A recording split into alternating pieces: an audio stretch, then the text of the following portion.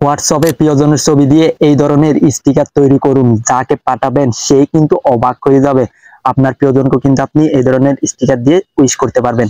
তো ভিডিওটা very interesting হতে যাচ্ছে, অবশ্যই শেষ পর্যন্ত সাথে থাকবেন। আজকের পর থেকে আপনিও ছবি দিয়ে এই ধরনের স্টিকার তৈরি করতে পারবেন। তো ফ্রেন্ড, আমি ভিডিও মূল কাজে চলে আসলাম আপনাদেরকে হোয়াটসঅ্যাপে ছবি দিয়ে স্টিকার তৈরি করে এটা দেখানোর জন্য। এখন এই কাজটা করার জন্য সর্বপ্রথম আপনারা স্মার্টফোন থেকে হোয়াটসঅ্যাপ অ্যাপ্লিকেশনটা ওপেন করে নেবেন। এখন হোয়াটসঅ্যাপ আসার পর এখন আপনি অনেক দিন থেকে হোয়াটসঅ্যাপ অ্যাপ্লিকেশনটা ব্যবহার করে থাকেন, তাহলে অবশ্যই গুগল প্লে স্টোর থেকে আগে হোয়াটসঅ্যাপ অ্যাপ্লিকেশনটা আপডেট করে নেবেন। এখন আপনি যাকে পাঠাতে চাচ্ছেন এইরকম স্টিকার, সেই আইডিতে চলে আসবেন। মনে করেন আমি একটা আইডি এখান থেকে সিলেক্ট করে দিলাম। আমি আগেও কিন্তু কয়েকটা তৈরি করেছি, এখন আমি আপনাদেরকে আবার তৈরি করে দেখাচ্ছি। এখন এখানে একটা ছবি পাঠাতে হবে। কোন ছবিটা পাঠাবেন, যে ছবি দিয়ে আপনি এই ধরনের স্টিকার তৈরি করতে চাচ্ছেন সেই ছবিটা এখানে সেন্ড করে দিবেন। এখন হোয়াটসঅ্যাপে তো ছবি সকলেই দিয়ে জানেন, এখানে একটা আইকন আছে, আইকনটাতে ক্লিক করে এখান থেকে গ্যালারিতে ক্লিক করলে আপনি এখান থেকে কাঙ্ক্ষিত ছবিটা এখানে সেন্ড করতে পারবেন। এখানে দেখুন সেন্ড আইকন আছে, সেন্ডে ক্লিক করার সাথে সাথে কিন্তু ছবিটা এখানে সেন্ড হয়ে যাবে। এখন ছবিটা তো সেন্ড হয়ে গেল, এখন স্টিকার কিভাবে তৈরি করবেন, এখন ছবিটার উপর একবার ক্লিক করবেন।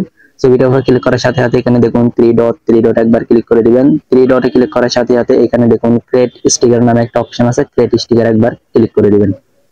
ক্রিয়েট স্টিকার ক্লিক করার সাথে সাথে ব্যাকগ্রাউন্ড রিমুভ করতে থাকবে। এখানে দেখুন অলরেডি কমপ্লিট। তারপর এখানে দেখুন উপরে টি নামে একটা অপশন আছে টেক্সট লেখার জন্য, এখানে টি এই অপশনটার উপর ক্লিক করবেন। অপশনের উপর ক্লিক করার সাথে সাথে স্টিকার আপনি যেটা লিখতে চাচ্ছেন সেই লেখাটা এখানে লিখে দিবেন। আমি মনে করেন এখান থেকে কি করেন এটা লিখে দিলাম, এখন ব্যাক বাটনে ক্লিক করবেন। তারপর এখান থেকে আপনার ইচ্ছা মতো এটা এখানে রাখতে পারবেন। এখন আমি একটু বড় করে দিয়ে এখানে বসিয়ে দিলাম।